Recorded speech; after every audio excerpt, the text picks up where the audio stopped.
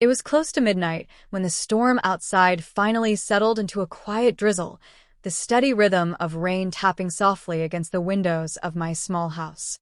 I had spent the evening cleaning up after dinner, finishing a few chores, and settling into bed with a book before drifting into sleep. My name is Sarah Mitchell, and I live alone in a two-story house just outside of a quiet suburb in Ohio. The place isn't big, but it holds more memories than I can count, some sweet, some painful, and some that still keep me awake at night. That night, exhaustion had wrapped itself around me like a heavy blanket. The last thing I remembered was shutting off the lamp on my nightstand and listening to the rain beat down on the roof. My eyes grew heavy, and before I knew it, I had slipped into the kind of deep sleep that makes the outside world vanish completely. But something stirred me. At first, I thought it was a dream. The faint creak of a floorboard, the slow rhythm of footsteps moving carefully down the hallway. I remember shifting slightly in bed, pulling the blanket higher over my shoulder, telling myself it was just the old house settling, as it often did on rainy nights. Yet, the sound grew clearer, closer, until it wasn't something I could ignore anymore. I opened my eyes to the faint glow of moonlight spilling in through the half-drawn curtains. My room was quiet, save for the steady sound of rain, but then I noticed the faint outline of a figure standing just inside the doorway. My heart gave a startled jump before my eyes adjusted, and I recognized the silhouette. It was my nephew, Ethan. Ethan is 12 years old, the son of my older brother Daniel. Daniel and his wife, Claire, had asked me if Ethan could stay with me for a few weeks during the summer while they traveled for work. I had agreed without hesitation. Ethan had always been close to me, almost like the child I never had. He was a thoughtful kid, a little quiet, with a love for books and sketching that reminded me so much of myself at his age.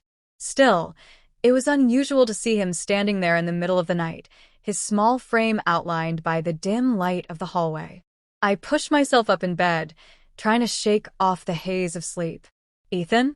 I whispered softly, my voice still groggy. "What are you doing up? It's really late." He didn't answer right away. He just stood there, shifting slightly, his hands hanging at his sides. Finally, he took a hesitant step into the room. "Aunt Sarah," he said in a quiet voice, almost a whisper. I couldn't sleep. I rubbed my eyes and leaned back against the headboard. "Did you have a nightmare?" I asked gently. He nodded slowly. "Yeah, I think so. But it felt real." There was something in his tone that made me pause. Kids have nightmares all the time, but the way he said it carried a weight I wasn't used to hearing from him. I patted the edge of the bed. "Come here, sit down." He walked closer, his footsteps light against the carpet.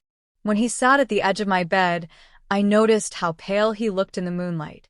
His dark hair was tousled, and his wide brown eyes flicked nervously around the room, as if he expected something to leap out from the shadows. "Do you want to tell me about it?" I asked, keeping my voice calm and warm. He swallowed hard before speaking. "I dreamed that someone was walking around the house. I heard them coming up the stairs, and then they were right outside my door. I thought it was you, but when I called your name, they didn't answer. Then my door opened just a little bit, like someone was peeking in." He glanced toward my bedroom door, which was still half open. "That's when I woke up. But when I woke up, I swear, I heard footsteps in the hallway." A small shiver ran down my spine despite the warmth of the room.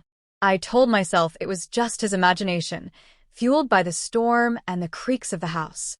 But even so, I found myself listening carefully, straining my ears for any sound beyond the rain. The silence pressed down heavily. I reached over and placed a reassuring hand on his shoulder. Sometimes dreams feel so real that when we wake up, we carry them with us.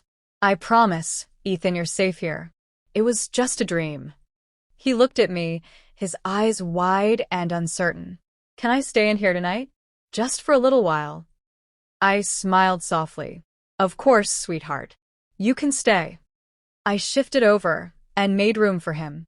He climbed under the covers, curling up beside me like he used to when he was much younger. His breathing was quick at first, but slowly it began to settle into a steady rhythm. I lay awake for a little while, listening to the rain and the quiet sounds of the house, until eventually I drifted back to sleep too. But what I didn't know then was that Ethan's nightmare wasn't the end of it. That night was only the beginning of something much stranger, something that would test both of us in ways I never expected.